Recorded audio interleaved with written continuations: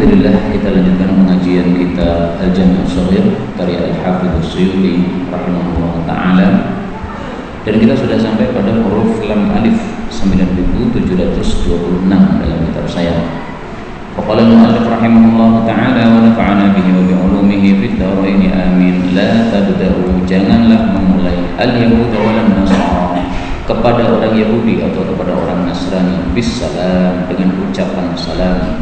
Wa idza laqitum, dan apabila kalian berjumpa ahadahum, salah satu mereka, fi tariqin, dalam satu jalan, fattaruhu, maka desaklah mereka, ila abyaqihi, kepada paling sempitnya jalan.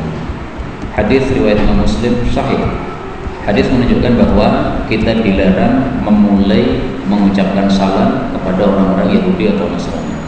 Dan ini larangannya bersifat haram, karena hukum asal dari larangan adalah apa? Haram. Kata-kata assalam ini maksudnya adalah ucapan assalamualaikum. Nah, maka ucapan yang dilarang kita memulai kepada orang-orang kafir adalah ucapan assalamualaikum. Adapun kalau ucapan yang lain, misalnya monggo dan sebagainya, maka di sini ada khilaf di antara para ulama. Bagi yang mengatakan bahwasanya juga tidak boleh, karena mereka beralasan bahwa hadis ini maksudnya adalah yang bagi tarkul iltifati ilaihim tasghiran lahu. Sepantasnya kita tidak menoleh kepada orang-orang kafir, orang gagas, sebagai peremehan terhadap mereka karena mereka kafir. Nah, sementara yang mengatakan boleh, karena di sini Rasulullah hanya melarang assalam. Sementara dalam ayat Al-Quran Allah Subhanahu wa ta'ala mengatakan bahwasanya kita boleh berbuat baik kepada orang-orang kafir yang tidak memerangi kita. Surat Al-Mumtahanah ayat 8. La yanhakumullahu 'anil ladzina lam yuqatilukum fid din wa lam yukhrijukum min diyarikum an tabarruhum. Allah tidak melarang kalian berbuat baik kepada mereka. Nah, mengatakan monggo kepada yang lebih tua karena dia kita lewati, ini termasuk satu perbuatan baik. Nah, maka masing-masing punya hujjah lah dalam hal ini. Kalau saya pribadi cenderung salam itu yang dilarang, karena hadisnya hanya mengatakan salam saja. Kemudian yang dimaksud tarik jalan, ini adalah jalan yang sempit. Jadi kalau ada jalan sempit, di mana yang lewat harus salah satu. Nah, kita tidak boleh ngalah kepada orang-orang kafir. Kita tetap nekat jalan terus. Orang kafirnya yang ngalah. Nah, kalau dia nggak mau ngalah, ya wes tabrakan ya ben. Itu maksudnya. Jadi bukan berarti kalau jalannya lebar, kita ketemu orang kafir kita pepet-pepet, bukan begitu. Nah, itu orang benar. Kalau jalannya lebar ya biar aja dia jalan, kita jalan dia jalan. 727. La tubriz, janganlah engkau menampakkan fakhidaka, pahamu, wala tangdur, dan jangan kamu melihat ila kepada fakhidhi hayyin, pahanya orang hidup, wala mayyit, tidak pula orang mati. Hadis ini derajatnya adalah sahih, meskipun sanadnya ada kedhaifannya, tetapi hadis-hadis yang semakna sangat banyak. Ini sudah saya kumpulkan di sini beberapa hadis yang semakna. Dalam Abu Dawud Rasulullah mengatakan, ya jurhud ghatti fakhidak, wahai jurhud tutupi pahamu, fa innal fakhida awrah, paha aurat. Dalam Sunan Tirmidzi, al-fakhidu awrah, paha aurat. Dalam Mustadrak Hakim, ghatti fakhidaka, fa innal fakhda awrah. Ini maksudnya fa innal fakhida. Nah, maka ini hadis-hadis semuanya menunjukkan bahwa paha laki-laki adalah aurat. Memang ini masalah khilafiyah ya. Tapi lebih baiknya kita mengikuti pendapat yang mengatakan paha laki-laki adalah aurat, sehingga tidak boleh ditampakkan. Adapun Nabi pernah menampakkan, hukum khusus untuk Nabi sallallahu alaihi wasallam. Untuk kita ya ini berlakunya hadis ini. Hadis 728. La tabku, janganlah kalian itu menangisi ala din, terhadap agama, idza apabila waliyahu, mengurusi agama tersebut, ahluhu, ahlinya. Jadi orang yang memang sepantasnya mengurusi.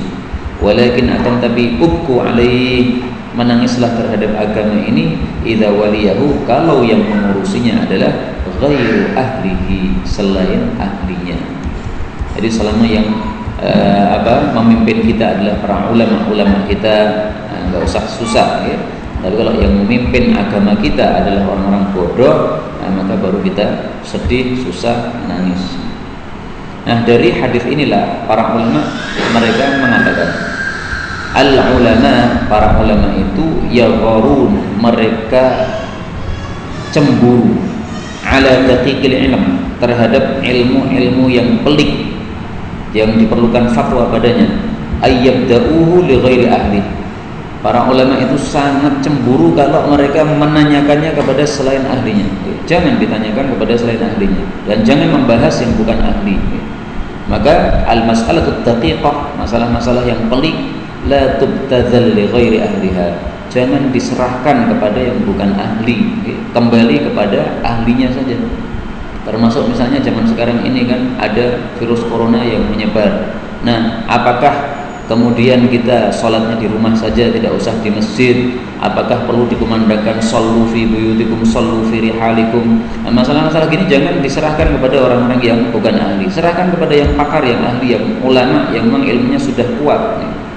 Dan kalau saya mendapatkan penjelasan dari guru kami Syekh Utsman Al-Khamis dari Kuwait, beliau mengatakan tidak sepantasnya sallu fi buyutikum gara-gara corona. Kenapa? Sangat banyak dalil yang menunjukkan kepada tidak perlunya hal tersebut. Salah satunya misalnya, fahuwa fi dhimmatillah man shalla subh, barang siapa salat subuh, fahuwa fi dhimmatillah, dia berada dalam perlindungan Allah. Yang dimaksud salat subuh ini salat subuh berjamaah di masjid. Kenapa? Karena dijelaskan oleh Al-Imam Al-Munawi bahwasanya fi riwayat Muslim, dalam riwayat Imam Muslim disebutkan salat subuh ini fi jamaah, berjamaah, wa hiya muqayyidah lil itlaq, dan itu menjelaskan kata-kata salat subuh yang tidak dijelaskan salat subuh yang apa itu. Nah, sudah dijelaskan dalam riwayat Muslim salat subuhnya berjamaah. Tapi kata-kata Imam Munawi fi riwayat Muslim, sebagaimana riwayat Imam Muslim, ini perlu ditinjau ulang. Karena kalau saya cari dalam Sahih Muslim itu enggak ada kata-kata fi jamaahnya. Mari kita lihat dalam Sahih Muslim. Man shalla subha fahuwa fi dhimmatillah. Enggak ada fi jamaah. Nah, bisa jadi naskah beliau beda dengan naskah kita. Bisa jadi juga beliau salah atau rancu karena membaca babnya. Dalam babnya ada bab fadilah salat isya dan subuh fi jamaah, berjamaah. Jadi kata-kata fi jamaah ini bukan dalam hadisnya Sahih Muslim, tapi dalam judulnya saja. Padahal judul ini bukan sabda Nabi SAW. Tapi saya temukan dalam kitab Majma'uz Zawaid karya Haythami, itu memang ada kata-kata fi jamaah. Tapi bukan riwayat Imam Muslim. Kata beliau riwayat Tabarani. Wallahu a'lam. Man shalla subha, barang siapa yang salat subuh fi jamaah, berjamaah. Berjamaah itu maksudnya di masjid. Karena zaman dulu itu kata-kata jamaah itu di masjid. Fahuwa fi dhimmatillah, maka dia berada dalam perlindungan Allah. Jadi enggak usah takut sama corona, datang ke masjid salat jamaah, malah dilindungi Allah Subhanahu wa taala. Nah, kalau masih takut lagi, saya sampaikan satu hadis yang lain. Man qara'a, siapa yang membaca ayat al-kursi, ayat kursi fi duburis salatil maktubah, setelah salat wajib, kana fi dhimmatillah, dia berada dalam perlindungan Allah. Corona enggak bisa, Pak. Ila salatil ukhra, sampai salat berikutnya. Nah, maka pada subuh kita baca ayat kursi, dijaga sampai zuhur. Setelah zuhur kita baca, dijaga sampai asar. Setelah asar dijaga sampai maghrib. Setelah maghrib dijaga sampai isya. Setelah isya sampai subuh. Nah, tadi udah ayat kursi belum? Ini hadis riwayat Tabarani dalam kitab Al-Kabir dan sanadnya hasan. Udah ayat kursi belum? Nah, nanti kalau belum pulang baca ayat kursi. Karena ini sudah salat isya kita. Nah, dibaca setelah isya, dijaga oleh Allah sampai subuh. Maka enggak perlu sallu fi buyutikum gara-gara corona. Ini menurut fatwa beliau Syekh Utsman Al-Khamis rahimahullah hafizahullah taala. Beliau pernah datang ke Indonesia. Tapi hadis berikutnya 729. La tutba'ul janazah. Jenazah tidak boleh diiringi bisautin, dengan suara. Misalnya suara ratapan kalau zaman dulu, atau suara tembak dan sebagainya. Wala narin, atau api. Nah, tembak itu sebenarnya juga termasuk api ya. Wala yumsha, dan tidak boleh berjalan baina yadaiha, di depan jenazah. Hadis ini derajatnya dhaif menurut Al-Albani. Karena itu hadis ini maknanya tidak sahih, bahwasanya la yumsha baina yadaiha, tidak boleh berjalan di depan jenazah, nggak sahih. Karena justru Nabi pernah berjalan di depan jenazah. Maka kita kembali kepada hadis yang kemarin sudah kita baca, ya. Ar-raqibu yasiru khalfal janazati. Orang yang mengendarai kendaraan, naik motor atau naik mobil atau naik onta atau zaman dulu, itu hendaklah berjalannya di belakang jenazah, nggak boleh di depannya. Itu bagi yang naik motor. Wal masyi, tapi kalau berjalan kaki, yamshi khalfaha wa amamaha wa an yaminiha wa an yasariha. Silahkan berjalan belakangnya jenazah, depannya, kanannya, kirinya. Ini hadis riwayat Abu Dawud dan derajatnya sahih. Nah, kita pakai yang sahih saja. Kalau mazhab Hanafi memang mereka berpendapat jenazah tidak boleh kita dahului, kita harus berada di belakangnya, nggak boleh di depannya.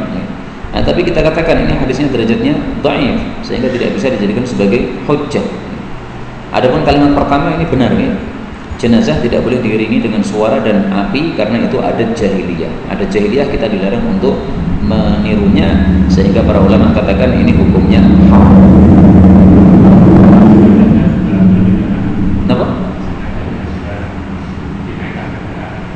Jenazahnya dinaikkan kendaraan, sama juga, ya. Kalau jenazahnya dinaikkan kendaraan dan kita berkendara, maka kita jangan di depannya, ya. Karena aturannya adalah rokib selalu di belakang. Monggo. Kecuali yang nyari jalan, Pak, itu ada udzur, ya. Tapi kalau tidak ada udzur, maka semuanya di belakang, ya. Tapi yang cari jalan petugas, ya, ada petugas, dia bawa lampu merah dan sebagainya itu. Nah, silahkan, dia tugasnya untuk cari jalan. Tapi kalau tidak perlu dicarikan jalan, ya nggak usah di depan. 730. La tattakhidhu, janganlah kalian menjadikan al-masajid, masjid-masjid, turpang, sebagai jalan-jalan. Jadi untuk tempat lalu lalang, jangan.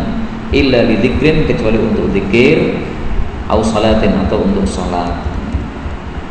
Hadis ini disahihkan oleh Al-Albani.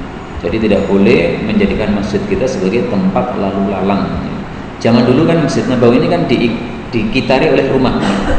Nah, maka sebagian orang itu kalau mau melewati, kalau mau keluar rumahnya menuju ke rumah tetangganya, itu melewati masjid. Nah, ini dilarang oleh Nabi. Akhirnya semua rumah itu pintunya yang ke masjid ditutup semua, karena pintu-pintu kecil. Ya. Adapun pintu utamanya di sana.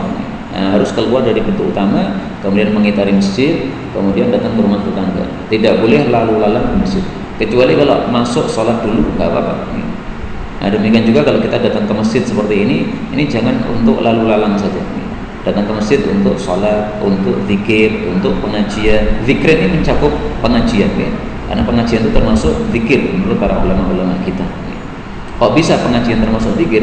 Karena pengajian itu adalah zikru ahkamillah, menyebut hukum-hukum Allah, sama dengan menyebut Allah. 731. La tattakhidhu, janganlah kalian itu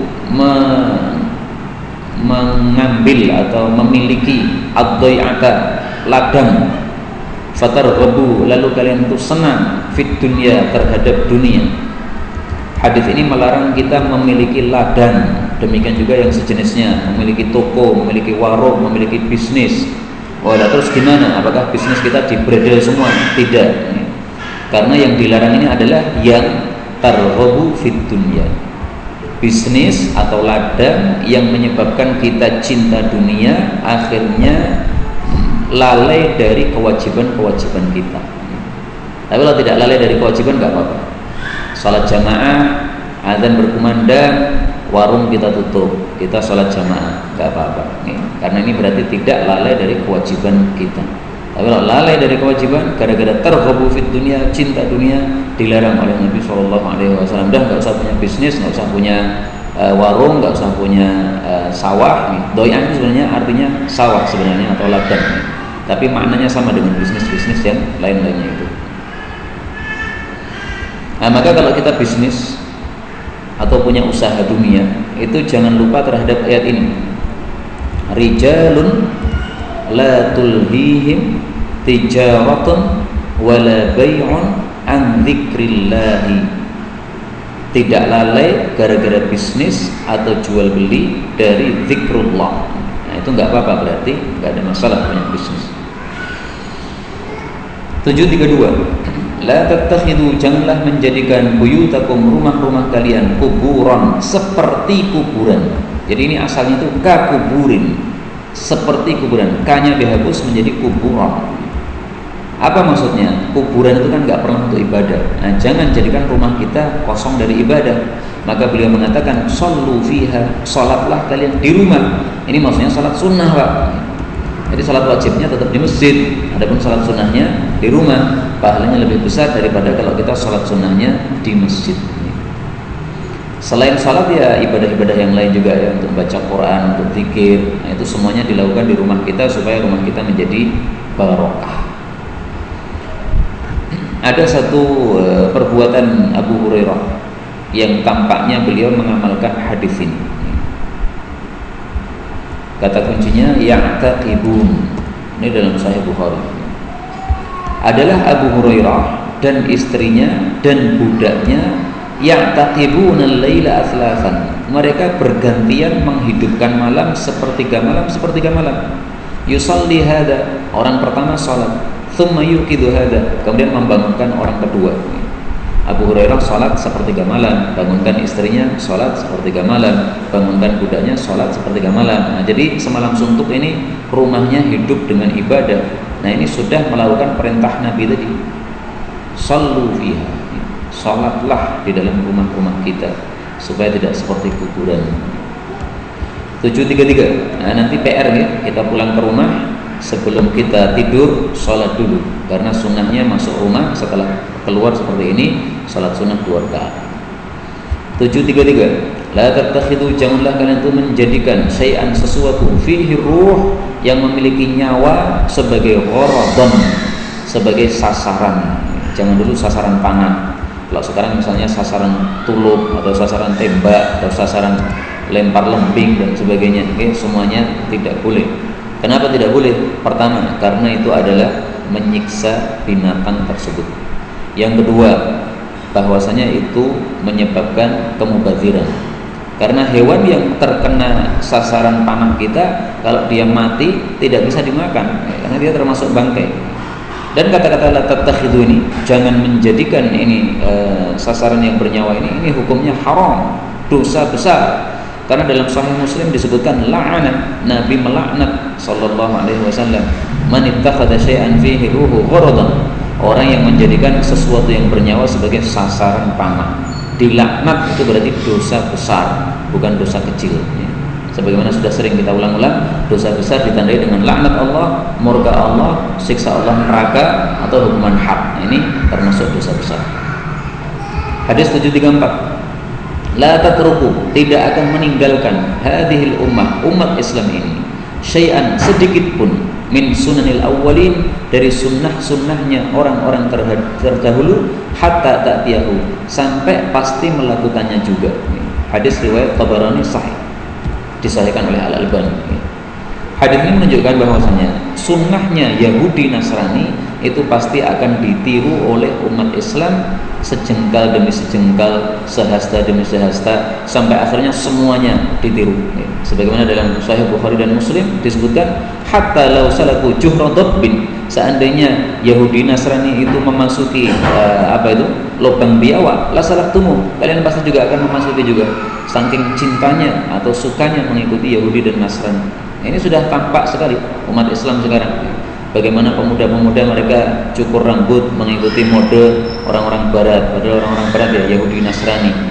Kemudian wanita-wanita muslimah pakai celana ngaprat ketat padahal di luar rumah. Ini mengikuti adat Yahudi Nasrani. Kalau di dalam rumah supaya suaminya tertarik, insya Allah masih nggak masalah. Tapi kalau di luar rumah, itu sudah satu kemungkaran yang besar. Dilarang wanita pakai celana ketat di luar rumah. Kalau dalam rumah untuk suaminya, maka ini termasuk sesuatu yang berdandan kepada suami, nggak ada masalah insyaallah taala. 735. La tatruku, janganlah kalian meninggalkan an-nara, api, fi buyutikum, di rumah-rumah kalian, hina tanamun, ketika kalian tidur. Hadis ini menunjukkan api sebelum tidur harus dimatikan karena dikhawatirkan akan terjadi kebakaran. Karena itu hadis ini nggak berlaku untuk lampu-lampu, Ada sebagian orang mengatakan sunnahnya lampu sebelum mati dimatikan, sebelum tidur dimatikan. Kenapa? Ini Rasul mengatakan jangan tinggalkan api. Nah, lampu kok disamakan api itu piye? Mungkin mereka itu menyamakan lampu dengan api gara-gara Nabi Shallallahu Alaihi Wasallam mengatakan atfi'u al-masabih, matikanlah lampu-lampu idza raqadtum, kalau kalian tidur. Nah, mungkin gara-gara membaca hadis ini. Padahal kata-kata masabih lampu kalau zaman dulu itu ya api, Pak. Zaman dulu belum ada lampu kayak gini. Nah, sekarang lampu gini nih bisa membakar apa tuh? Ya bisa kalau konslet, ya kalau konslet semuanya bisa, tidak harus lampu, kabel pun juga bisa. Nah, maka kalau lampu disamakan, ya berarti kabel sebelum tidur prakali kabel. Nah, itu nggak benar itu. Nabi sudah menyebutkan kenapa kita disuruh mematikan api itu, kenapa? Beliau mengatakan, wa innal fuwaisiqah, sesungguhnya si tikus tudrimul baita, dia membakar rumah, ala ahli, kepada penghuni rumah tadi. Bagaimana cara membakarnya tikus itu? Dalam hadis yang lain Rasulullah Shallallahu Alaihi Wasallam menyebutkan al-fatilah, fa innal fa'ra, sesungguhnya tikus ta'khudul fatilah, mengambil fatilah. Fatilah itu sumbu, Pak. Jadi dinter ada sumbunya lagi. Nah, sumbunya itu ditarik sama tikus. Nah, kalau sumbunya ditarik, otomatis jatuh, fatahrik, maka akan membakar ahlul bait, kepada ahlul bait. Nah, sekarang tikus bisa nggak bakar rumah dengan narik lampu? Kalau memang itu bisa, ya berarti lampu sama hukumnya dengan api. Tapi kalau tidak sama. Karena itu Imam Nawawi mengatakan ammal qindil al-mu'allaq, adapun lampu yang digantung, fa in khifa minhu, kalau dikhawatirkan terbakar juga, syamalahul amr, termasuk hadis ini. Wa illa fala, tapi kalau enggak juga enggak termasuk, lintifa'il illah, karena sebabnya enggak ada. Enggak ada kekhawatiran akan dibakar oleh tikus gara-gara lampu menyala. Tapi kalau panjenengan mengatakan sebaiknya sebelum tidur lampu dimatikan supaya tidur lebih nyenyak sesuai aturan para pakar kesehatan, nah itu beda lagi, silahkan ngomong begitu. Tapi kalau mengatakan dalilnya hadis ini, nah itu nggak pas. 736, la tatamannau, janganlah berangan-angan al-mauta, kematian. Jadi meskipun kita terkena satu penyakit, maka tidak boleh berangan-angan kematian. Hukumnya diperselisihkan oleh para ulama, ada yang mengatakan haram, ada yang mengatakan makruh. Boleh kita berangan-angan kematian kalau yang kita hadapi adalah kemadharatan dalam hal agama. Karena Anas bin Malik ketika melihat orang-orang menyia-nyiakan ibadah salat mereka, Anas bin Malik mengatakan, khudni ilaik, ya Allah, matikan saja saya daripada hidup bersama orang-orang yang tidak memperhatikan sholat mereka. Nah, maka itu madarat agama, tidak ada masalah. Tapi kalau madarat dunia, tidak boleh kita berangan-angan kematian. 737, la tatamannau, janganlah berangan-angan liqa'al adu, bertemu musuh. Wa idza laqitumuhum, kalau kalian itu berjumpa dengan musuh, fasbiru, maka sabarlah. Hadis muttafaqun alaih. Hadis ini menunjukkan bahwa berangan-angan perang itu nggak boleh. Tapi kalau musuh datang, nah kita lawan. Karena itu para ulama juga mengambil kesimpulan dari hadis ini, an-nahya an talabil mubarazah, dilarang kita menantang untuk duel. Karena zaman dulu itu sebelum perang itu biasanya duel dulu. Ada dua orang yang pahlawan dari pasukan A maju, kemudian dua lagi dari pasukan B maju, duel dua orang. Setelah duel selesai baru semua pasukan perang. Ali bin Abi Thalib mengatakan kepada putranya Hasan atau Husain, la tad'u ahadan ilal mubarazah, jangan menantang seorang pun untuk duel. Wa man da'aka laha, tapi kalau ada orang yang menyebut namamu supaya kamu maju duel kepada dia, ukhruj ilaih, datangi. Li'annahu baghin, karena dia melampaui batas. Wa qad damana Allahu nasra man bughiya alaih, Allah sudah menjamin siapa yang dilampaui batas, dizalimi, Allah pasti akan menolongnya.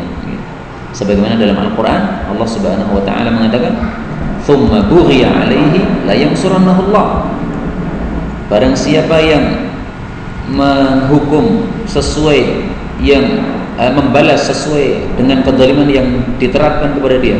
Tsumma bughiya alaih, lalu dizalimi oleh orang yang pertama, la yansurannahu Allah, sungguh betul-betul Allah akan menolong dia. Maka Ali bin Abi Thalib berdasar hadis ini beliau mengatakan kalau ada yang nantang duel maju aja, nggak apa-apa. Kenapa? Pasti ditolong oleh Allah Subhanahu wa Ta'ala.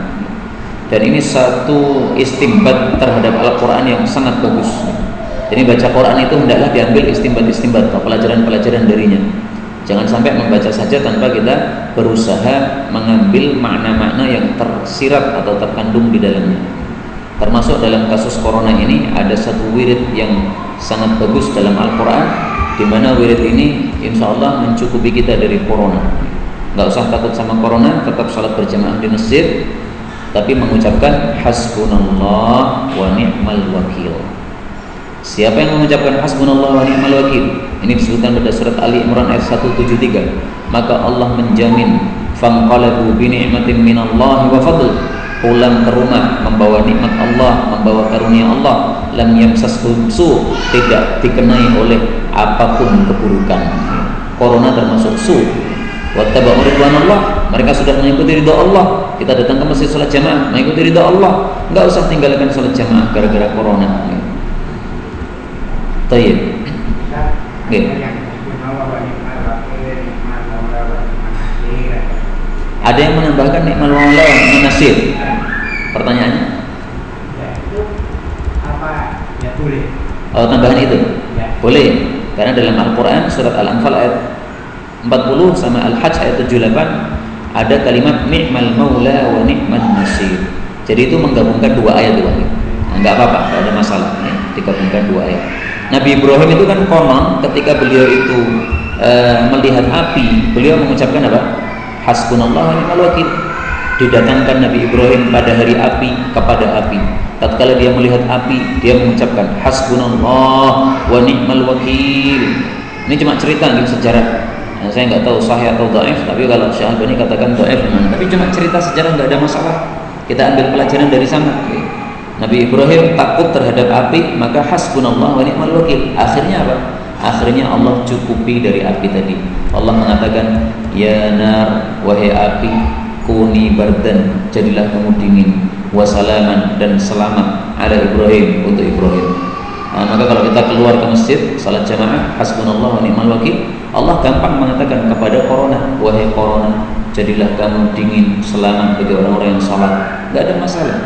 Ngapain gara-gara corona sallu fi buyutikum? Kurang pas ya. Wallahu a'lam bis-shawab.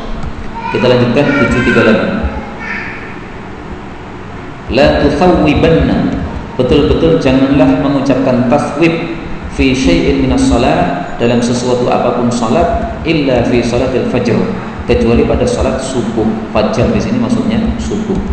Hadis ini derajatnya dhaif, tetapi maknanya sahih. Karena memang salat subuh kita disunahkan untuk mengucapkan apa? As-salatu khairum minan naum. Tapi mengucapkannya itu sebelum masuk waktu subuh. Adzan subuh kan dua kali. Adzan sebelum masuk waktu dan adzan setelah masuk waktu.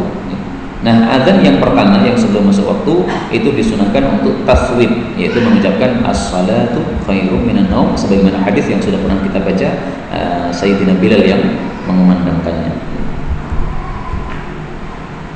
739. La tujadilu, janganlah kalian itu berdebat fil Quran, dalam masalah Al-Quran. Fa inna, karena sesungguhnya jidalan fihi, debat dalam masalah Quran itu adalah kufrun, satu kekafiran. Hadis sahih maksudnya adalah berdebat dalam masalah Al-Quran tetapi di atas kebatilan. Al-jadal alal batil, maksudnya ini adalah berdebat di atas kebatilan, hanya pengen menampak-nampakkan keilmuannya saja. Jadi misalnya dua kelompok umat Islam, yang satu mengatakan sifat-sifat Allah hendaklah ditakwil, yang satu mengatakan sifat-sifat Allah tidak usah ditakwil. Kemudian saling debat dengan membawakan ayat-ayat Al-Quran. Nah, ini tidak ada yang mau kalah, pokoknya saya harus menang. Nah, itu berarti jidal atau debat di atas kebatilan. Enggak seperti itu. Debat itu sifatnya mestinya munadharah, untuk melihat mana yang dalilnya terkuat, kita ikuti ya. Tapi kalau prinsipnya saya harus menang, pendapat itu harus kalah, nah, itu jidal batil. 740 la tujari, janganlah engkau itu berdebat akhaka dengan saudaramu, wala tusyarrih, dan kamu jangan berbuat buruk, berbuat syarr kepadanya, wala tumarihi, dan janganlah kamu menyelisihinya. Hadis derajatnya dhaif, tapi meskipun dhaif isinya bagus ya. Karena kalau dengan saudara kita berdebat, itu nanti persaudaraan akan putus.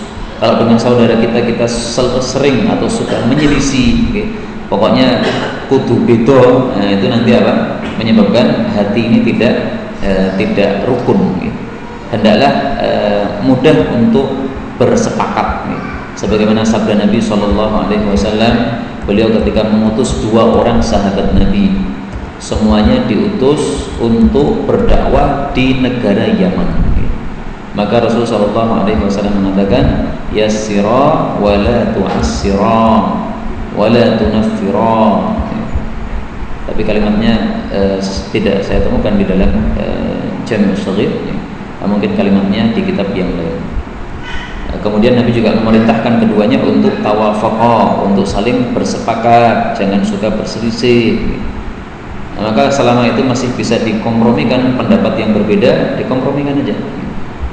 741 la tujalisu, janganlah kalian itu duduk-duduk dengan ahlul qadar, para orang-orang qadariyah. Orang-orang qadariyah itu orang-orang sesat yang mereka mengingkari adanya takdir. Wala tufatihuhum, dan janganlah kalian itu membuka dengan mereka, maksudnya memulai ucapan, memulai debat dengan mereka, enggak usah. Karena orang-orang qadariyah itu memang mereka itu ahli debat, sehingga mereka itu sudah cari-cari semua dalil, mana dalil yang bisa digunakan untuk menunjukkan takdir itu enggak ada. Ibnu Umar ketika disalami, dititipi salam oleh ahli qadar, orang-orang qadariyah, maka beliau mengatakan apa? Ini dalam Sahih Muslim. Wahai Ibnu Umar, wahai Abu Abdurrahman, innahu qad dhahara qibalana nasun. Di kampung kami ini ada para manusia yaqra'una al-Qur'an, mereka baca Quran, hafal Quran, yatafaqqahuna al-ilm, mereka menguasai ilmu, mendalami ilmu, wa dzakara min sya'nihim wa annahum yas'umuna anna la qadar, mereka mengatakan enggak ada takdir, wa annal amra unuf, semua perkara itu muncul baru, belum ada takdir sebelumnya. Jadi kalau misalnya saya minum, nah itu belum ada takdir sebelumnya saya minum, ini baru saja muncul. Saya mengajar di masjid ini, belum ada takdir sebelumnya, yaitu saya memulai itu baru muncul perbuatan itu. Maka Ibnu Umar mengatakan, fa idza laqita ulaika, kalau kamu ketemu mereka, fa akhbirhum anni bari'um minhum, kabarkan kepada mereka saya berlepas diri dari mereka, wa annahum bura'a minni, mereka juga berlepas dari saya. Dalam riwayat yang lain disebutkan mereka salam, maka oleh Ibnu Umar enggak ada titip salam untuk mereka, enggak ada jawaban salam untuk mereka. Karena di sini la tujalisu, jangan duduk bersama mereka. Ini hadis derajatnya memang kata Syekh Albani dhaif, tetapi hadis yang semakna sahih. Apa hadis yang semakna? Al-qadariyatu majusu hadhil ummati, orang-orang qadariyah adalah majusinya umat Islam. Jadi mereka masih umat Islam, tapi seperti orang-orang majusi. In maridu, kalau mereka sakit, fala ta'uduhum, tidak usah dijenguk meskipun di PKU, padahal dekat. Wa in matu, kalau mati, fala tashhaduhum, tidak usah diikuti jenazahnya. Hadis riwayat Abu Dawud, disahihkan oleh Imam Hakim dan juga Al-Albani. 742 la tujawizu, janganlah kalian itu melewati al-waqta, miqat illa bil ihram, kecuali dengan melakukan ihram. Hadis ini didhaifkan oleh Al-Albani, sehingga karena dhaif tidak bisa dijadikan hujjah. Artinya gini, bolehkah kita orang Indonesia masuk ke Mekah melewati miqat tanpa ihram? Boleh enggak? Ini diperselisihkan oleh para ulama. Sebagian ulama mengatakan siapapun masuk Mekah harus melewati miqat dengan ihram. Yang benar adalah tidak begitu. Manusia dibagi dua. Kalau dia masuk Mekah dengan niatan haji atau umrah, maka ini berlaku. Memang tidak boleh melewati miqat kecuali sudah apa? Ihram. Karena kalau kita sudah melewati miqat belum ihram, itu nanti tidak sah. Harus apa? Ihram dulu di miqat. Tapi kalau yang kedua, ini tadi dua macam manusia. Manusia yang pertama masuk untuk haji umrah, maka harus ihram. Yang kedua adalah masuk untuk selain haji atau umrah, maka tidak harus ihram. Misalnya orang-orang Indonesia yang belajar di Saudi, melewati masuk Mekah misalnya, tidak niatan untuk ihram, untuk umrah, tapi niatan untuk kuliah, ya tidak wajib untuk apa? Ihram. Dalilnya Nabi SAW, kata kuncinya wa ala ra'sihil mighfar. Beliau itu dakhala, masuk Mekah amal fathi, pada fathu Mekah, wa ala ra'sihil mighfar. Beliau kepalanya masih pakai helm besi. Pakai helm besi berarti ihram betul? Berarti enggak ihram, karena orang ihram tidak boleh apa? Pakai tutup kepala. Nah, maka ini dalil sangat jelas bahwasanya orang masuk Mekah tidak harus ihram kalau tidak ada niatan haji umrah. Maka Imam Bukhari menulis bab dukhulil haram wa Makkah, bolehnya masuk tanah haram dan kota Mekah bi ghairi ihram, tanpa ihram, kalau tidak ada niatan haji atau umrah. Nah, maka enaknya kita kalau belajar hadis itu begini, amalannya sesuai hadis. Tidak usah ikuti kitab-kitab fikih yang menyelisih hadis Nabi SAW. Saya tidak mengatakan semua kitab fikih begitu, tapi maksudnya sebagian fatwa-fatwa fikih itu tidak sesuai hadis. 743. La tajtami, tidak akan kumpul khoslatani, dua perkara fi mukmin, pada orang beriman. Pertama adalah al-bukhlu, bakhil, wal kadhibu, dan dusta. Hadis ini derajatnya dhaif. Nah, belum ada derajatnya tulis sendiri. Maksud dari sini adalah orang itu kalau imannya sempurna, tidak mungkin dua ini kumpul pada dirinya. Seandainya dia punya sifat bakhil, maka dia pasti tidak pembohong. Seandainya dia bohong, maka dia pasti tidak punya sifat bakhil. Bohong tapi lomo. Kowe tidak orang, duwe, betul piro? Sayuto kayak sayuto. Padahal orang duwe, sayuto ini ngutang. Nah, itu berarti dusta tapi apa? Lomo. Nah, itu orang beriman tapi tidak sempurna. Kalau orang beriman sempurna, itu tidak akan dua sifat ini kumpul. 744. La tujzi, tidaklah cukup, maksudnya tidak sah. Salatun salat la yuqimur rajulu, yang seseorang tidak menegakkan fiha, dalam salat tersebut, sulbahu, tulang sulbinya, tulang punggungnya, fi ruku' wa sujud, ketika ruku' atau ketika sujud. Maksud hadis ini adalah salat wajib tumakninah. Jadi menegakkan tulang ini maksudnya apa? Tumakninah. Karena kalau kita ruku' kemudian diam, nah ini namanya tumakninah, tenang. Nah, maka dalam mazhab Syafi'i dan mazhab Hambali, tumakninah wajib. Siapa yang tidak tumakninah, salatnya tidak sah. Adapun kalau mazhab Hanafi, mereka mengatakan tumakninah tidak wajib. Nah, maka kalau salat tarawih 2-3 rakaat 7 menit, itu dalam mazhab Hanafi boleh. Kenapa? Enggak wajib tumakninah. Tapi kita orang-orang Indonesia ini mazhabnya Syafi'i, yang salatnya batal, enggak sah. Idza ja'a ta'am batalat dars. Lanjut betul. Lanjut ya. 745. La taj'alu, janganlah kalian itu menjadikan alal aqilah, bagi keluarga, min qauli mu'tarifin, dari perkataan pengaku pembunuhan, syai'an, sedikit pun tanggung jawab. Hadis riwayat Tabarani, derajatnya dhaif. Bahkan kata Syekh Albani palsu. Apa sih maksud hadis ini? Jadi gini Pak, dalam Islam itu pembunuhan dibagi 2 atau 3. Pertama pembunuhan yang sengaja, kedua pembunuhan yang tidak sengaja. Kalau mau ditambah lagi, pembunuhan yang mirip sengaja. Nah, pembunuhan yang sengaja ini yang menanggung apabila membayar diat itu adalah si pelaku pembunuh sendiri. Tetapi kalau pembunuhan yang tidak sengaja, misalnya kita naik motor, ngebut, akhirnya nabrak orang sampai mati, ini kan pembunuhan tidak sengaja. Gitu. Nah ini yang menanggung diatnya itu bukan si pelaku saja, tetapi akilahnya, keluarganya. Nah di sini hadisnya mengatakan kalau ada qauli muqtarif, ada orang mengaku, gitu. Jadi sudah membunuh kemudian mengaku, maka akilahnya tidak menanggung sama sekali.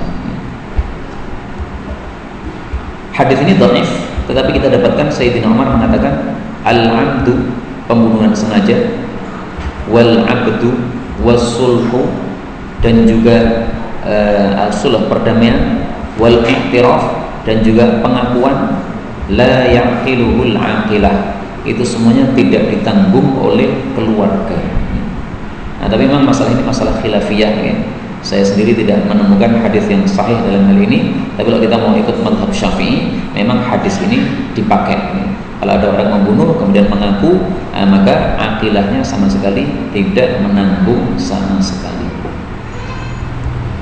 746. La tajlis, jangan kamu duduk baina rajulaini, antara dua orang, illa bi'idznihima, kecuali dengan izin dari keduanya. Hadis derajatnya sahih. Jadi ini adab, ya. Kalau ada dua orang sudah duduk, kita jangan memisah antara keduanya. Karena biasanya kalau ada dua orang duduk, ini ada hubungan, ya. Mungkin temannya, mungkin kerabatnya, mungkin bapak sama anak. Nah kalau kita pisah itu berarti tidak adab seperti ini. Ya. Tapi kalau izin dulu nggak apa-apa. Mohon maaf ya, saya duduk di tengah boleh. Nah, kalau boleh, silakan. 747. La tajlisu, janganlah duduk alal kubur, di atas kuburan, karena ini tidak sopan kepada ahli kubur. Wala tusallu ilaiha, dan jangan salat menghadap kepada kuburan. Kata-kata salat menghadap ke kuburan ini menurut Ibnu Hajar mengandung 3 hukum. Pertama, tidak boleh salat di atas kuburan. Yang kedua, tidak boleh salat menghadap kuburan. Yang ketiga, tidak boleh salat di antara 2 kuburan. Kalau di atas kuburan berarti wajah kita sujudnya pada kuburannya, pada gundukannya, itu nggak boleh. Atau kita tidak sujud di situ, tetapi menghadap ke situ juga nggak boleh. Atau ini ada 2 kuburan, kita sholatnya di tengah-tengahnya, sama juga nggak boleh. Nah, itu menurut Ibnu Hajar, kata-kata la tusallu ilaiha, jangan sholat menghadap kuburan, ini mencakup 3-tiganya. Maka kalau kuburannya di belakang nggak apa-apa. Jadi misalnya ini ada masjid, kemudian di pelataran masjid itu belakang sono itu ada kuburan. Nah kita sholat di masjid itu nggak masalah. Kenapa? Tidak menghadap sama sekali, tidak di atasnya, juga tidak di antara keduanya. Tetapi di belakang kita nggak ada masalah. Sama sekali tidak bermasalah. Nah sekarang pertanyaannya, kalau kuburan di depan kita, ini kan dilarang. Sholatnya sah atau enggak? Fil Bukhari, dalam Sahih Bukhari dari riwayat Sayyidina Umar, ada dalil yang menunjukkan bahwasanya larangan ini tidak menyebabkan sholatnya rusak. Kita lihat dalilnya. Anas bin Malik waktu itu sholat menghadap kuburan. Maka ketika Sayyidina Umar lewat, beliau mengatakan al-qabr, al-qabr, kuburan, kuburan. Maksudnya jangan sholat menghadap kuburan. Nah waktu Anas bin Malik sholat ini, karena ditegur oleh Sayyidina Umar, maka dia naik melihat ke atas, Pak. Ngopo kok Sayyidina Umar mengatakan al-qamar, al-qamar, bulan, bulan. Nah, dia itu dengarnya salah. Padahal ngomongnya bukan al-qamar, tapi al-qabr. Qamar sama qabr kan mirip. Nah, ternyata bulan nggak ada apa-apa, maka dia melihat ke bawah, oh ternyata ada gundukan kuburan. Nah, maka dia bergeser, pindah tempat. Walam ya'muruhu bil i'adah. Tapi oleh Sayyidina Umar tidak disuruh mengulangi sholatnya yang sudah terlanjur tadi. Nah, maka menurut sebagian ulama ini menunjukkan sholat kita yang terlanjur, kita nggak tahu ternyata menghadap kuburan, itu sudah sah. 748. La tajma'u, jangan mengumpulkan bainasmi, antara namaku wa kunyati, dengan kunyahku. Kunyahnya Nabi apa? Abul Qasim. Nah, maka orang yang sudah bernama Muhammad tidak boleh bernama kunyah Abul Qasim. Seperti saya misalnya, nama saya Muhammad, Muhammad Abdullah. Maka kalau saya punya anak namanya Al Qasim, saya tidak boleh diberi kunyah Abul Qasim, nggak boleh, karena sudah terlanjur namanya Muhammad. Adapun nama Muhammad, maka kata Imam Suyuti, Muhammadun afdalul asma. Nama Muhammad adalah nama paling afdal. Karena itu di sebagian negara semua anaknya itu dinamai Muhammad. Muhammad Ahmad, Muhammad Faruk, Muhammad Umar, Muhammad Ali, semuanya Muhammad. Supaya barokah katanya. Kemudian panggilannya itu setelah Muhammad. Di Mauritania katanya, nah, semuanya Muhammad katanya. 749. La tajni, tidaklah melakukan jinayah atau melakukan kriminal seorang ibu ala waladin, ditanggung anaknya. Artinya kalau seorang ibu melakukan kriminal, anaknya jangan dikait-kaitkan. Kita bunuh anaknya karena ibu dia membunuh keluarga kita, nggak boleh. Jadi anak ya tidak menanggung dosa ibunya. Maka hadis ini semakna dengan kalam Allah, la taziru waziratun wizra ukhra. Sama juga di setelahnya 750, la tajni, tidaklah berbuat kriminal nafsun, suatu jiwa, ala ukhra, ditanggung oleh jiwa yang lain. Ini ada jahiliyah dulu, Pak. Jahiliyah dulu, pokoknya kalau ada orang membunuh, maka keluarga si pembunuh ini semuanya dibantai, nggak peduli. Yang membunuh siapa, pokoknya keluarga. Nah, maka kue juga tak bunuh juga. Nah, maka ini dibatalkan oleh Islam, ada jahiliyah. Kalau mau membunuh, bunuhlah orang yang kemarin membunuh saja, jangan semuanya dibunuh. Wallahu a'lam bishawab. Inilah yang dapat kita baca pada malam hari ini. Sudah 46 menit saya bicara secara cepat.